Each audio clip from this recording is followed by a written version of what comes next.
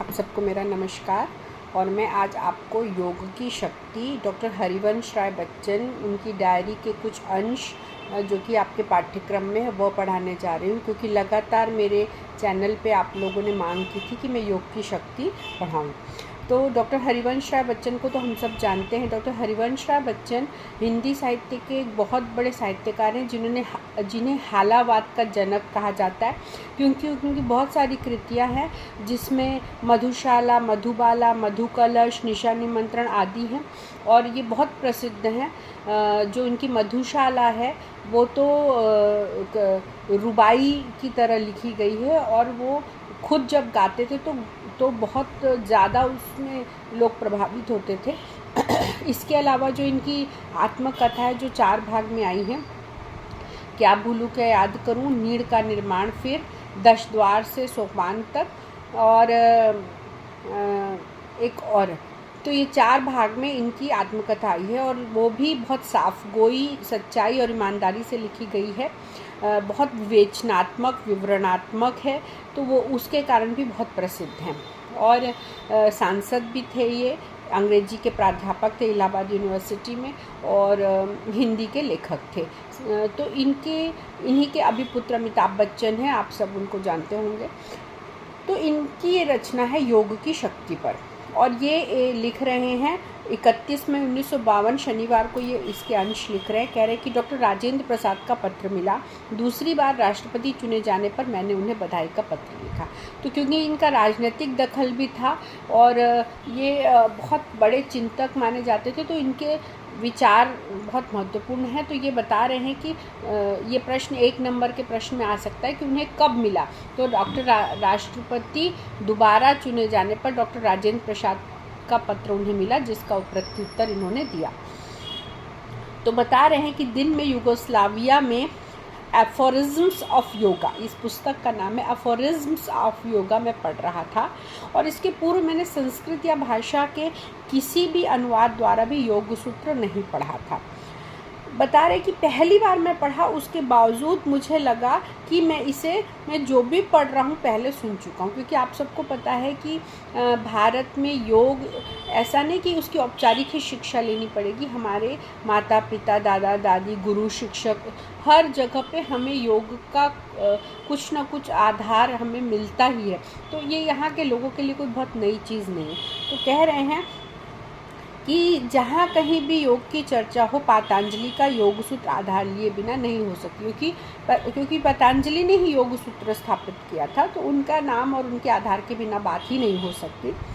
वो कहते हैं कि मुझे ये बात कानों में पड़ी सी लगी कि योगश्चित्त वृत्त निरोधः, कि योग चित्त की वृत्ति को निरोध करता है, रोकता है। जिसे इंग्लिश में उन्होंने पढ़ा कि yoga is controlling the activities of the mind, कि योग हमारे माइंड की एक्टिविटीज़ को, गतिविधियों को कंट्रोल करता है, नियंत्रित करता है। अब वो बताते हैं कि चित्त के 3 गुण हैं, रज, तम और सत। तो सबसे महत्वपूर्ण है सतगुण, जिससे सात्विक प्रवृत्ति के होते हैं हम। दूसरा है रजोगुण, जिससे हमें राजाओं की तरह प्रवृत्ति आती है, जिसमें हम और तीसरा है तमोगुण, जो निकृष्टतम जिसे कहा गया है। इसका जिक्र भी भारतीय साहित्य दर्शन में बार बार आता है। फिर चित्त की क्रियाओं का वर्णन है। जहाँ तक योग की दृष्टि मनोवैज्ञानिक है, यूरोप का मनोविज्ञान तो यहीं पर आकर रुक जाता है, लेकिन भारतीय मनोविज्ञान चित्त की क्रियाओं के विश्लेषण पर समाप्त नहीं होता। भारतीय मनोविज्ञान केवल चित्त और उसकी क्रिया पर ही संपन्न नहीं होता, बल्कि वो उन्हें अनुशासित, संयमित और वशीभूत करने की विधि भी खोजता है। मतलब यूरोप का मनोविज्ञान मन में ही रुक जाता है, लेकिन जो भारतीय मनोविज्ञान है वो मन में जाकर उसे संयमित, अनुशासित और साथ ही साथ वशीभूत, अपने वश, अगर परवश हो गया मन तो फिर उस योग का क्या मतलब, तो उसे अनुशासित करने, संयमित करने और वशीभूत करने की भी बात करता है। और कहता है कि उन्हें वश में करने के 2 उपाय हैं। पहला तो अभ्यास, आपको पता भी होगा, कोई भी योगी नियमित अभ्यास करता है और धीरे धीरे अपने आप को साधता जाता है, अपने मन को साधता जाता है। दूसरा, वो कहते हैं कि अनासक्ति, मतलब जो संसार के प्रति हमारी आसक्ति है, अटैचमेंट है, उसको हटाना और डिटैच्ड होना। जिसके लिए अनासक्ति के लिए उन्होंने डिटैचमेंट शब्द का प्रयोग किया है। चित्त वृत्तियों पर अधिकार की भी कई श्रेणियां हैं। क्या क्या श्रेणी है भाई? तो बताते हैं कि सप्रज्ञात समाधि, कॉन्शियस, जिसमें हम अवेयर रहते हैं। दूसरा है सुषुप्त समाधि, मतलब अनकॉन्शियस होकर समाधि लेना। और एक होती पूर्ण समाधि जो कि अबव बोथ, इन दोनों से ऊपर है। तो 3 अवस्था है। एक तो संप्रज्ञात समाधि जिसे कॉन्शियस कहा गया है, दूसरा सुषुप्त समाधि जिसे अनकॉन्शियस कहा गया है, और जो तीसरा है वह है पूर्ण समाधि जिसको अबव बोथ, दोनों से ऊपर कहा गया है। चित्त का जो संबंध मस्तिष्क और मस्तिष्क का जो संबंध शरीर से, मन मस्तिष्क से जुड़ा है और मस्तिष्क शरीर से जुड़ा हुआ है, उसे भी माना और जाना गया है भारतीय योग में। हठ योग शरीर पर अधिकार करना सिखाता है।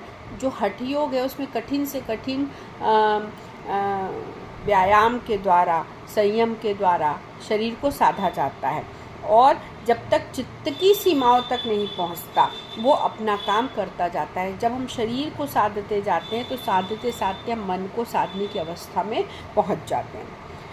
चित्त के सूक्ष्म क्षेत्र में, अब बता रहे हैं कि मन का जो सबसे छोटा सूक्ष्म क्षेत्र है वहाँ राजयोग आता है। पहले आता है हठ योग जो कि बाहरी है, शरीर को साधते साधते मन में चले जाते हैं, और मन में आता है राजयोग।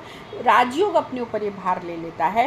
राजयोग की समस्या यह है कि कैसे वो व्यक्ति के परिसीमित चित्त को उठाकर सर्वव्यापी के अनंत चित्त में मिला देता है। मतलब मनुष्य का जो चित्त है, जो मन है, वो सर्वव्यापी, एक जो सारी तरफ जो एक एनर्जी व्याप्त है उस एनर्जी से जोड़ देता है।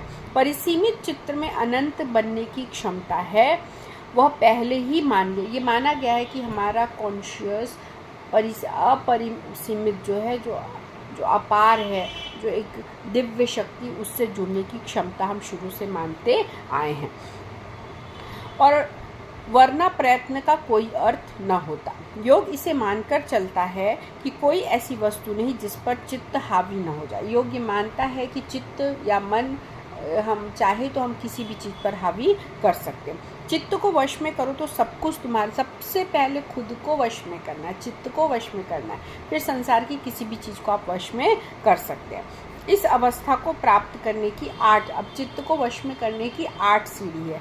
यम, नियम, आसन, प्राणायाम, प्रत्याहार, धारणा, ध्यान और समाधि। ये 8 को आप लोग याद कर लेंगे, इसे परीक्षा में उत्तर में अवश्य लिखेंगे। मैं रिपीट कर रही हूँ, यम, नियम, आसन, प्राणायाम, प्रत्याहार, धारणा, ध्यान और समाधि। ये जो 8 सीढ़ियाँ हैं, उसके बाद पहली 5 सीढ़ी, बाद की 3 सीढ़ियों की तैयारी है। मतलब यम, नियम, आसन, प्राणायाम और प्रत्याहार, इन 5 को अगर आपने कंट्रोल किया, व्यवस्थित किया, संयमित किया, तो बाकी के 3 मतलब धारणा, ध्यान और समाधि की ये तैयारियां हैं।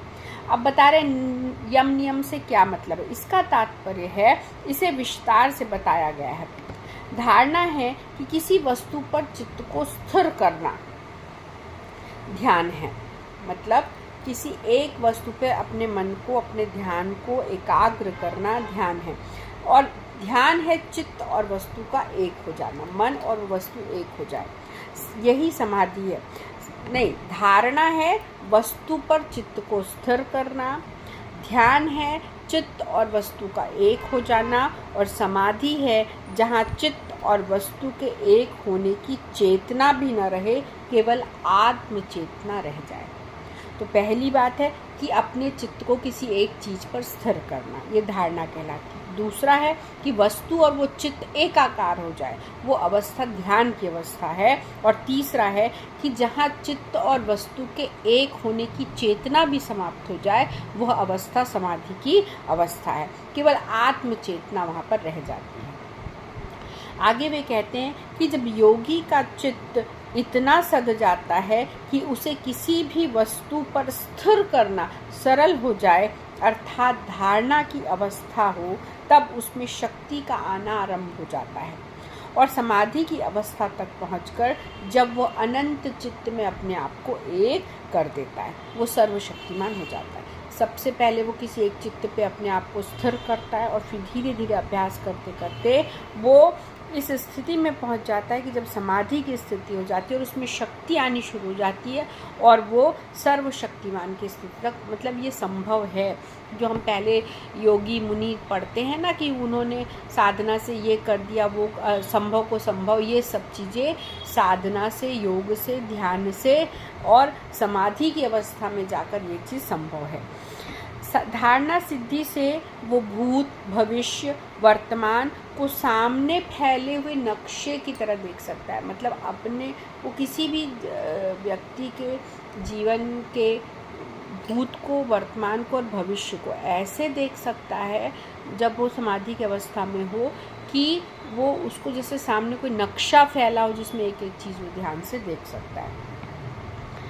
वो हवा में उड़ सकता है, देखते देखते गायब हो सकता है, अपने शरीर को छोड़कर दूसरे शरीर में प्रवेश कर सकता है और दूर से दूर की वस्तु ला सकता है। मतलब उसके लिए कुछ भी असंभव नहीं है। जो साधारण दृष्टि से अदृश्य है वो उसे भी देख सकता है।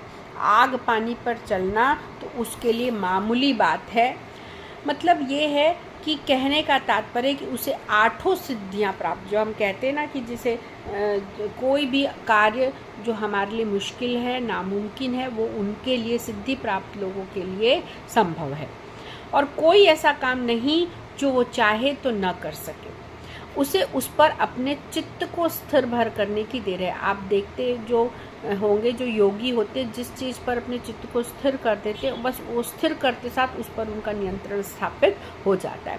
ऐसी शक्तियों को प्राप्त कर उनका प्रदर्शन करने वाला योगी पूर्ण समाधि के पहले ही रुक जाता है। जो इस बात को जाहिर कर दे, प्रदर्शित कर दे, वो उससे आगे के स्टेज में नहीं जा पाता। लेकिन जो चुप रहते हैं, अंदर ही अंदर धारण करते, वो इस स्थिति से भी ऊपर जाते हैं। इतना ही नहीं, यदि वो उनसे धन, कीर्ति कमाने या उनका दुरुपयोग करने लगता है, मतलब कि अगर वो उससे चाहे कि मैं अपनी ये जो शक्तियाँ उनको प्रदर्शित करके उससे पैसा कमा लूँ या उससे यश कमा लूँ, तो वो उसका दुरुपयोग भी करने लग जाता है और वो वहीं पर रुक जाता है। दुरुपयोग करते ही उसका पतन निश्चित हो जाता है, उसकी शक्तियाँ खोने लग जाती हैं और उसकी शक्तियाँ समाप्त हो जाती हैं। सच्चा योगी इन प्रलोभनों पर, उसके लिए ये सब छोटे छोटे प्रलोभन हैं, छोटे छोटे लालच हैं कि प्रदर्शन करना या बताना, तो वो यहाँ पर रुकता नहीं, क्योंकि उसे पूर्ण समाधि में जाना है और उसे पता है कि वहाँ जाकर उसे जो सुख और आनंद मिलेगा उसकी तुलना इन प्रदर्शन वाली शक्तियों से कहीं ज़्यादा होगी।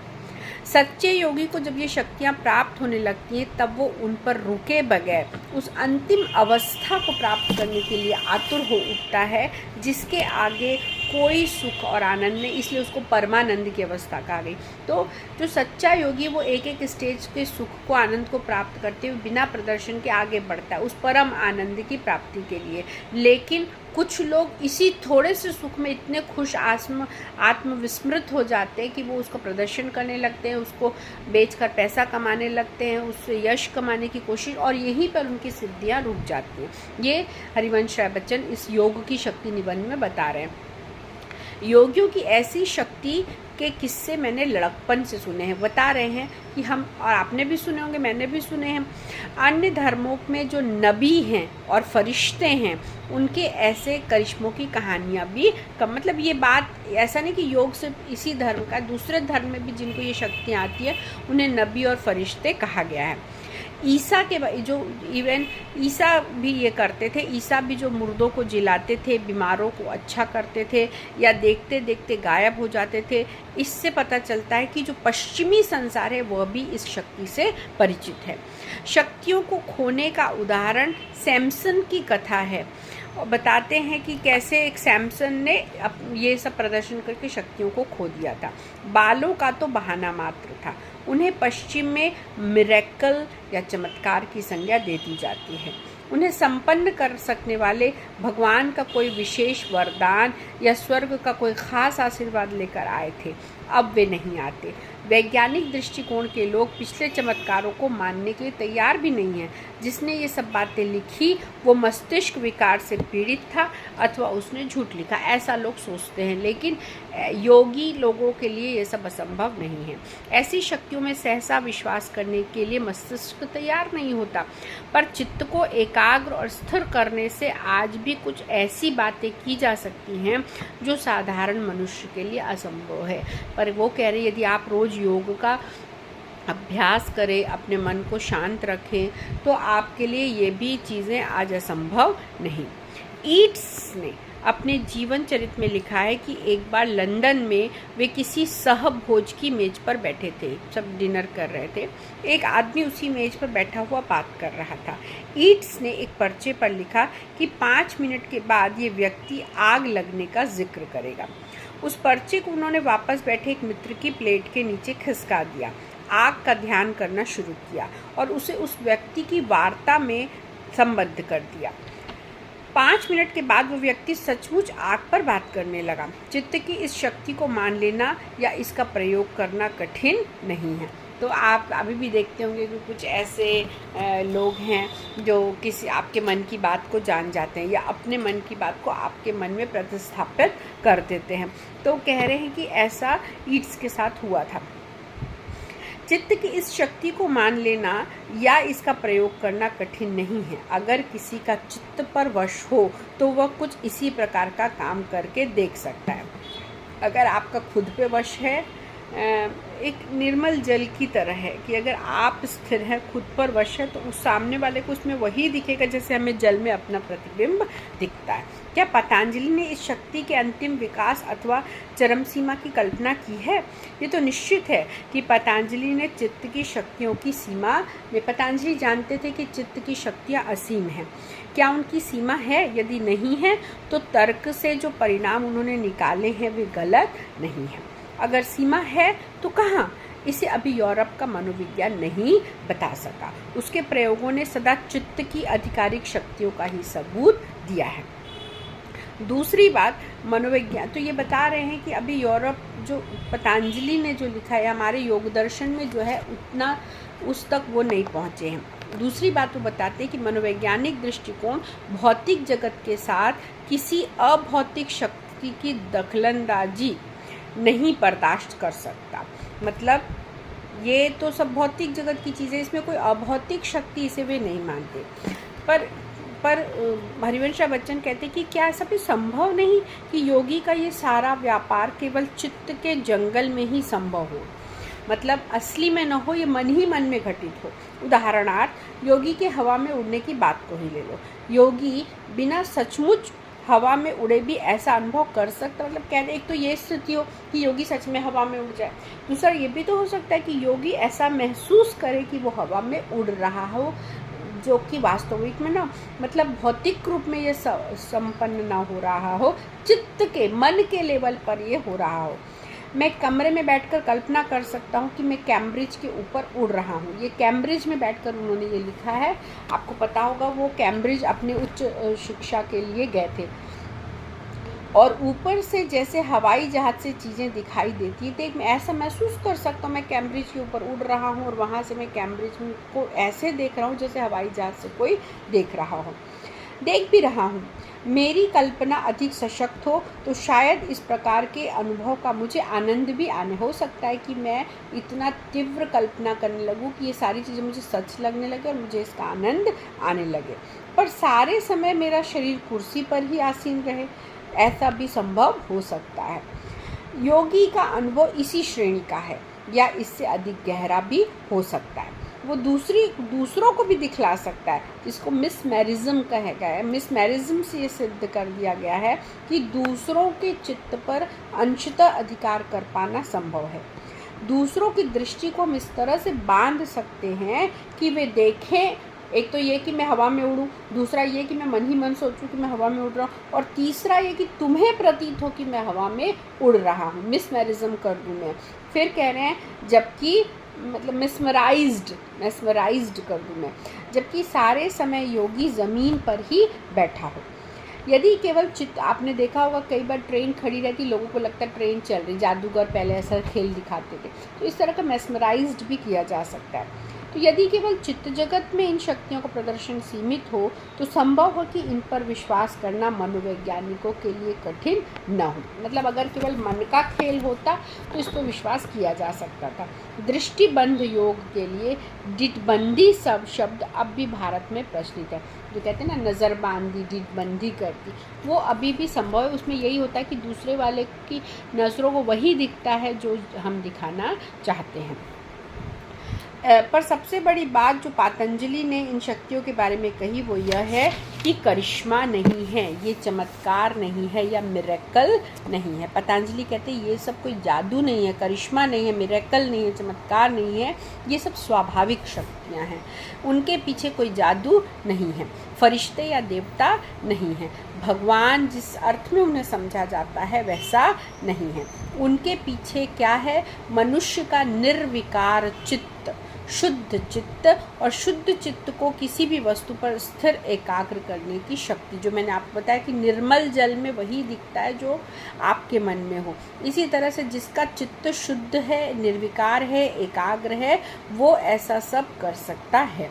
आप असंभव उपादान प्रीमाइसिस भी कह सकते हैं, पर यदि वे संभव हो तो परिणाम जो निकाला गया है वही निकाल सकता है। योग शास्त्र कोई जादू की पुस्तक नहीं है, गणित की पुस्तक। बताते हैं कि जो योग है वो पूरा का पूरा कैलकुलेटेड है, ये कोई जादू नहीं है, विज्ञान की पुस्तक है। ऐसी शक्ति का प्रदर्शन देखकर किसी को भी आश्चर्य क्यों हो? जो जानता है उसे इसे देखकर आश्चर्य नहीं होगा। हाँ, आश्चर्य इस बात पर हो सकता है कि मनुष्य अपने चित्त और उसे एकाग्र रखने की शक्ति पर कितना अधिकार कर पाया। मतलब आप और हम भी यदि नियमित अभ्यास करें, योग करें, तो अपने चित्त पर अधिकार प्राप्त कर सकते हैं। शेष उसका तार्किक परिणाम, बाकी तो सब लॉजिकली समझाया जा सकता है। जब तक मनोविज्ञान चित्त रखने की शक्ति पर जब तक मनोविज्ञान चित्त की सीमा निर्धारित नहीं करता, तब तक उसकी असीम शक्ति में विश्वास करने का विरोध भी नहीं किया जा सकता। जब तक हमें इसकी सीमा नहीं पता, हमें इसका विरोध नहीं करना चाहिए, जिसकी पूरी जानकारी नहीं। जब तक कोई चित्त की शुद्धता और एकाग्रता का दावा न कर ले, तब तक इन शक्तियों को संदेह की दृष्टि से देखना अन्याय होगा। तो जब अगर हम इस बारे में पूरा नहीं जानते तो हमें इसे अविश्वास की दृष्टि से देखना नहीं चाहिए। एक क्षण के लिए भी ये मान लें कि ये असंभव है तो भी ये आदर्श अवस्था की कल्पना है। ऐसा असंभव भी है तो हो तो सकता है, और इससे चित्त की शुद्धता और एकाग्रता की दिशा में बढ़ने की प्रेरणा मिलती है। आधुनिक जीवन की चहल पहल के साथ इसे पाना असंभव है। मतलब मन को शांत रखने के लिए इतनी चहल पहल, मन जब हमारा इतना व्याकुल है, चिंतित है, इतनी सारी चीज़ें मन में चलती, तो ये चीज़ें ज़रूर असंभव हैं। जब जीवन अपेक्षया शांत था, पहले जैसे कि ऋषि मुनि जाते थे जंगलों में और जाकर वहाँ पर रहते थे, तब ये चीज़ें ज़्यादा सरल थी इनको हासिल करना। अब जब जीवन अपेक्षा शांत था, तब भी ऋषियों ने इस प्रकार की साधना के लिए हिमालय की कंदराओं को खोजा था। हिमालय की गुफाओं में ही ऐसी शांति मिला करती थी। कोई भी इन शक्तियों में विश्वास कर सकता है, क्योंकि इसके लिए किसी को अपने विज्ञान संस्कृत मस्तिष्क पर दबाव डालकर समझौता करने की ज़रूरत नहीं है। अंतिम वाक्य में कहते कि पतंजलि का पढ़ना उपन्यास पढ़ना नहीं है कि हम एक बार पढ़े और उठ गए। कहते इसको हमें गहराई से समझना होगा। शाम को दिमाग बिल्कुल थक गया था, क्योंकि उन्होंने पढ़ा, चिंतन किया, सोचा, लिखा, तो कहते शाम को दिमाग बिल्कुल थक गया था। थोड़ी देर में लेटा रहा, पर मस्तिष्क उसी समस्या में उलझा रहा, किसी गंभीर अध्ययन के योग्य नहीं रह गया। दत्त की एक पुस्तक पढ़ी थी, द यूनिवर्सिटी हैंडबुक, उसी को देखते देखते झपकी आ गई। और अंत में बताते हरिवंश राय बच्चन कि मैं इतना थक गया था, ये गहरी चीज़ को मैंने पढ़ा, सोचा, चिंतन किया, और फिर मैं एक दत्त साहब की पुस्तक पढ़ते पढ़ते सो गया। तो बच्चों, ये है योग की शक्ति, जिसमें बताया गया है कि योग क्या है, तीनों गुण क्या हैं, योग को किन 8 तरीक़ों से हासिल किया जा सकता है और योग की क्या क्या शक्ति है। इन्हीं में से आपके दीर्घोत्तरी लघुत्तरी प्रश्न बनेंगे। आप अपने प्रश्न लिख के भेजेंगे तो मैं उत्तर लिखकर PDF बनाकर डाल दूँगी। धन्यवाद। मेरे चैनल को सब्सक्राइब करिए और इस वीडियो को लाइक कीजिए। पसंद आए तो शेयर कीजिए। धन्यवाद।